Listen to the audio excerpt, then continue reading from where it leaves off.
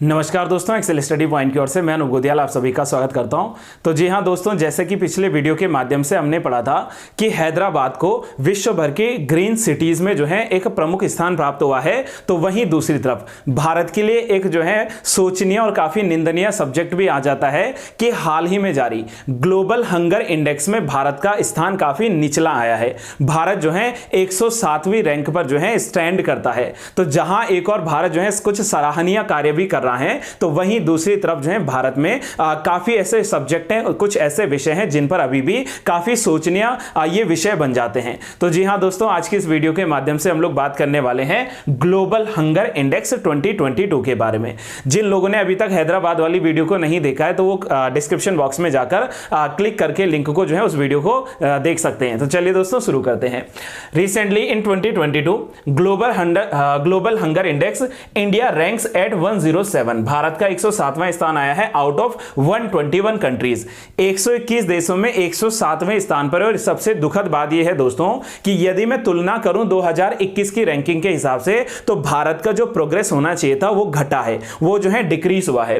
With sufficient data calculate 2022 global hunger index score, India ranked 101 out of 116 countries in the global hunger index in 2021। देखो, जैसे कि अगर हम लोग chart के माध्यम से भी जाने, तो यहां पर इंडिया का जो स्कोर है वो लगातार क्या हो रहा है, घटता चला जा रहा है। मतलब प्रारंभ में जो है हंगर की ज्यादा समस्या थी, इसको कम किया हमने, ठीक है, थोड़ा सा मतलब पोजीशन डाउन हुआ, 36.3 जो है हमारा स्कोर रहा था। वहीं अगर हम लोग पिछली रिपोर्ट की बात करते तो ये 28.2 के आसपास था। लेकिन इस बार जो रिपोर्ट आई है उसमें हमारा जो हंगर का एक प्रकार से स्कोर है, लेवल है, वो बढ़ा है, तो 29.1 हो गया है।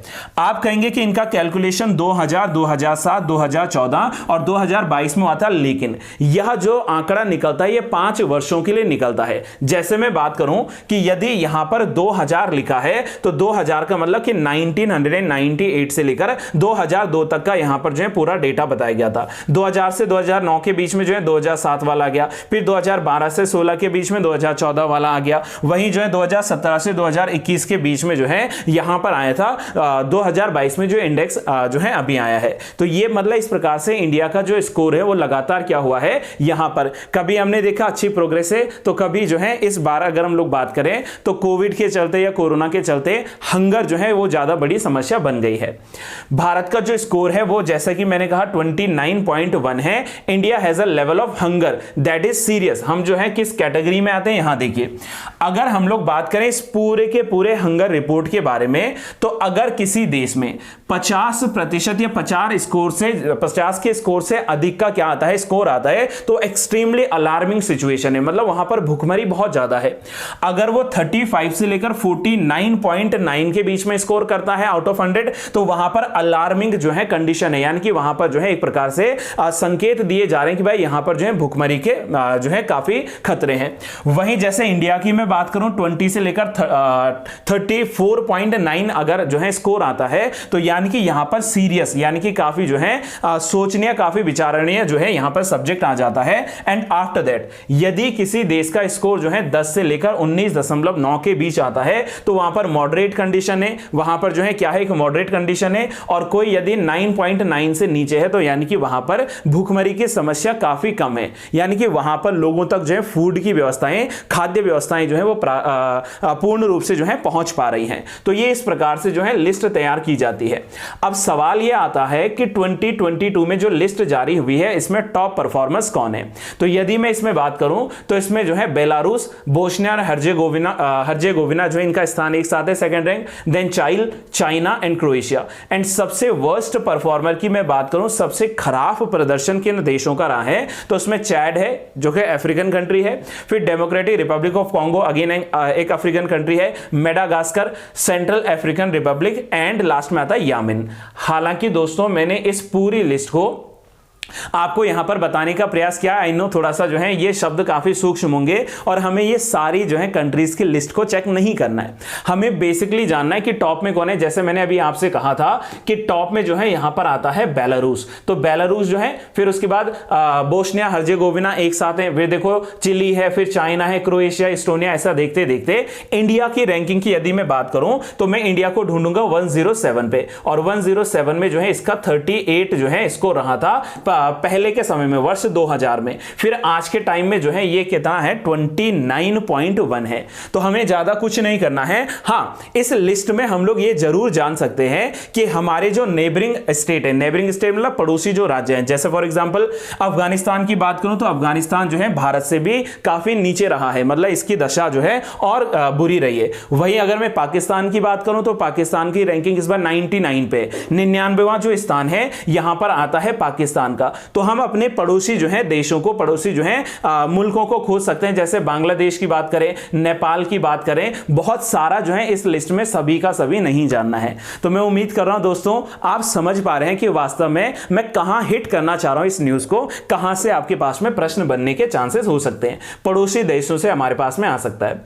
सवाल यह आता है कि भाई किसी भी देश को क्यों आपने नंबर 1 पे रखा और किसी भी देश को क्यों, जैसे इंडिया को 107 पे क्यों रखा, या अफगानिस्तान को 112वीं रैंक क्यों दी, इसके पीछे जो है इंडिकेटर्स क्या हैं, संकेतक क्या हैं, किस आधार पर आपने क्राइटेरिया क्या फिक्स करे थे। तो इसके लिए क्राइटेरियाज की यदि मैं बात करूं, then the global hunger index is a tool for the comprehensively measuring and tracking hunger at global, regional and national level.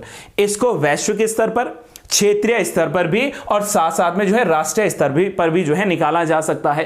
यदि मैं बात करूं तो इसके जो है 4 क्या है हमारे पास में इंडिकेटर्स हैं, इसके 4 इंडिकेटर्स हैं। सबसे पहला आता है अंडर नरिशमेंट।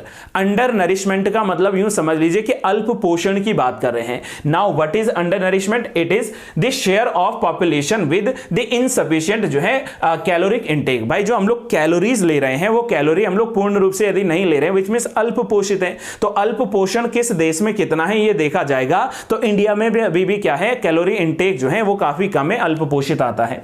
साथ में हम लोग बात करते हैं चाइल्ड स्टंटिंग की। चाइल्ड स्टंटिंग का मतलब क्या है कि भाई जो बच्चे हैं उनको उनकी एज के अनुसार जो है क्या हो रहा है, उनकी एज तो बढ़ रही है लेकिन उनकी क्या है हाइट नहीं बढ़ पा रही है, और ये इसलिए होता है क्योंकि न्यूट्रिशियस उनको फूड नहीं मिल पा रहा है। तो वहीं हम लोग यदि बात करें, then the share of children under age 5 who have low height for their age, 5 वर्ष की उम्र हो गई लेकिन हाइट जो है उनके वर्ष के अकॉर्डिंगली नहीं आ पा रही है, तो वो क्या है, विच मींस वहां पर क्या है, क्रोनिक अंडर न्यूट्रिशन है, वहां पर क्या है, क्रोनिक अंडर न्यूट्रिशन है। साथ में यदि मैं बात करूं नेक्स्ट जो स्थान आता है दैट इज चाइल्ड वास्टिंग।